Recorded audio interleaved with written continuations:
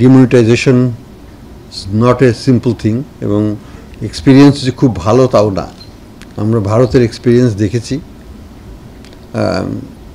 98% plus টাকা আবার ফেরত চলে আসছে, এবং সেটা তখন আবার পরিষ্কার সাদা হয়ে গেল। 100 গ্রাম রাঁধুনি হলুদ বা মরিচের গুঁড়ার সাথে 2টি এবং 200 গ্রামের সাথে 4টি রাঁধুনি স্বাদ মিশালি ফ্রি। তো হ্যাঁ, এখন হয়তো একটা বস্তা নিয়ে কেউ চলে গেছে, কিন্তু দুটো 10 ভাগ করে যখন জমা দিয়ে দিবে তখন কিন্তু ওই 7 দিনের মধ্যে দিয়ে দিবে। আমরা কিন্তু কাউকে ধরতে পারবো না। এখানে মুশকিল আছে। এটা সৎ উদ্দেশ্য নিয়ে করলেও আউটকাম নেসেসারিলি ভালো হয় না।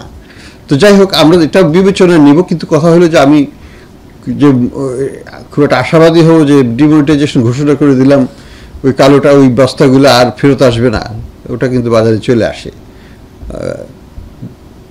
বিভিন্ন আত্মীয় স্বজন, বন্ধু বান্ধব, ড্রাইভার, তাদের থ্রুতে জমা হয়ে যাবে ব্যাংকে, এবং আবার দেখা যাবে নতুন নোট নিয়ে তারা চলে গেল। তো এই কারণে কিন্তু ভারতের রঘুরাম রাজন কিন্তু তখন এটাকে এন্ডোর্স করে না, এবং হি রিজাইন যে সেটা করবে না। তো and he prove to be right. বাস্তবে দেখা গেল যে ভারতের কোনো লাভ হয় না, কিন্তু অর্থনীতির অনেক ক্ষতি হয়ে যায় আবার তাতে। তো যাই হোক, এই জিনিসটা আমরা বিবেচনা করব, কিন্তু আমি এখনই কিছু বলবো না। এটা একটা controversial issue, it's an issue, করা যায়।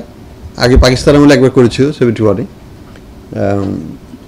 সেটা তারা তাদের কনটেক্সটে করেছিল সিকিউরিটি রিজনে। আমরা আমাদের কি কনটেক্সটে বুঝে আমাদেরকে সেগুলো বিবেচনা নিতে হবে, কিন্তু it's not necessarily the best option.